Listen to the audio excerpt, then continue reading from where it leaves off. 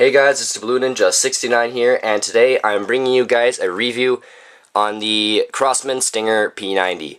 This gun fires at 275 FPS. I'm not quite sure if it was measured with 0.12 grams or 0.20 grams, so I'm only guessing it was measured with 0.20 grams. Even so, I would recommend 0.20 grams. This gun comes with the holster here. It's got a nice deserty tan kind of look to it. Quite nice, very matching with this, which I'll get to in a moment. This is just BBs. I'll just kind of show you something with the mag. So basically here, I'll just kind of start with the magazine here. So the mag release is right underneath the trigger here, which is metal. So you just push that down and the mag will slide out, or you don't even have to pull the mag out. You can just push it down, the mag falls out on its own. Quite nice. So taking a look at the mag here, it's got a pretty heavy weight actually. This is a pretty heavy mag. It's full metal for the most part. The bottom here is plastic, and as well as this little switch here. So basically just take this tiny little switch here, as you can see here, and you put it all the way down and latch it onto the side like that, and then you can load BBs into this hole here. So you can take something like this and just tilt the mag down a little bit and fill them in one at a time. Fit a couple extra in there, and the mag itself holds 14 rounds. So once you filled it up, you can just put the switch back and your BBs are good to go. The spring will push it up. What I don't like about this mag is how, if you look, you can notice that the spring is actually quite kind of wavy looking, and it doesn't look very stable, and it deeply concerns me actually, because I'm afraid that one day the spring's just gonna go berserk, and then, you know, the clip's not even gonna work anymore. But it has worked so far. It's not even come close to breaking, as you can kind of see here. So a mag does go in kind of diagonally. It doesn't go straight up and down, because obviously that's not gonna work. So it's just gonna slide right up.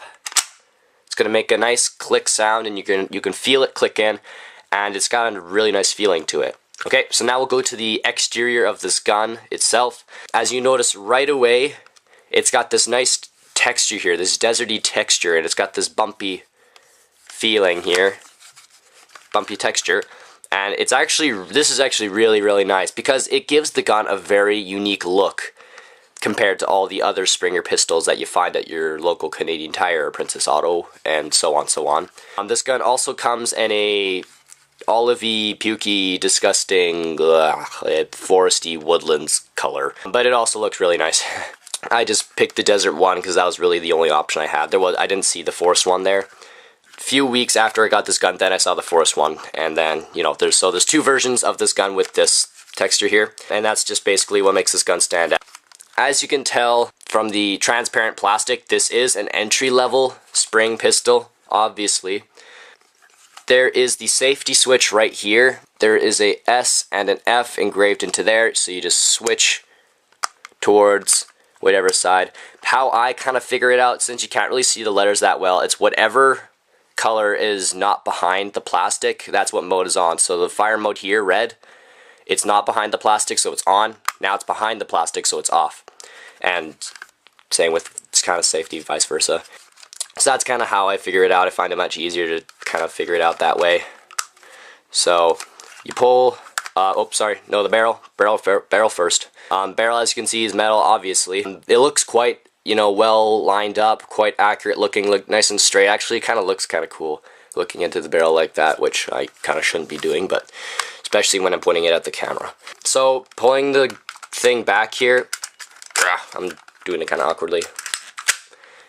It's actually a little bit easier than it looks. It's just kind of hard because my arms are kind of reaching around the camera tripod, and it's like, rah. So that's, you know, kind of uncomfortable. But me personally, I'm a bit on the weaker side in terms of strength. If you are on a bit of a weaker side, you do need a little bit of muscle to kind of pull this back. And personally, for me, I have my right hand like so, and that's usually what I fire a pistol with. But when I have to pull it back, I switch to the left hand and use my dominant hand to pull it back. And then I switch back, which it's a pretty nasty habit I'm trying to get rid of. I don't really like it. But it feels much more better than pulling back with my left hand, my bad hand. You do need a little bit of muscle to kind of pull it back, but it's not the worst for that sort of thing. So basically, once you pull it back,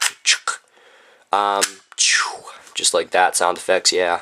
Then you can just fire the gun, and you know, you can clearly tell it's got a nice sound. When it fires the gun, it sounds nice and strong. Internally, you can see there's a lot of metal parts. I think the only part really that isn't metal is just this kind of black thing that goes along the top around the barrel, and then it kind of goes down here too with this extra spring. Other than that, everything else is metal. This latch here is metal. This is metal here. This spring here at the bottom, and this spring here. Oh, and I already explained, trigger is metal. Mag release is not metal, but most of this is metal. And it's got a flash hider, obviously. I don't even know why I said that. Yeah, so that is basically the gun in a nutshell. So in conclusion of this gun, if you play on a professional level rather, there are obviously better guns for this. There's, you know, CO2, which I don't recommend, and there's also gas blowback pistols, which are far better than a Springer. In close quarters, you know, you only got one shot with a Springer. If you miss that one shot, you're kind of done. You know, sometimes you get a second chance, but that's it. If you are on the kind of entry-level airsoft, though, this gun would be a really, really good place to start in terms of pistols, because this is actually a pretty nice gun. How do you know if you're kind of into the intermediate level or entry level? It depends on how often you play. If you play, say you want to get this gas blowback pistol that costs, say, $200, not including gas and extra mags. If you don't play on a weekly basis, I hate to say this to you guys, but this is probably better for you guys, because you don't need to go out and buy a $200 gun that you're really not even going to use that often. So if you want to get a really high-end gun, such as like G&G or KWA, you have to be playing on a weekly basis at the very least. Otherwise, you know, there's no point in getting a really high-end gun that's not even going to be well used. And that's kind of the boat I'm in right now, sadly enough. You know, there's a couple good guns I want to get. They're roughly $200, but, you know, I don't play often enough. I'm trying to get that fixed, though, so I can get you guys some more videos.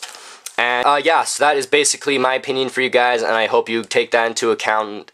And I hope my review here and my advice has helped you guys today. So, other than that, you guys can have a very awesome sauce day. And I'll see you guys in my next video. Peace.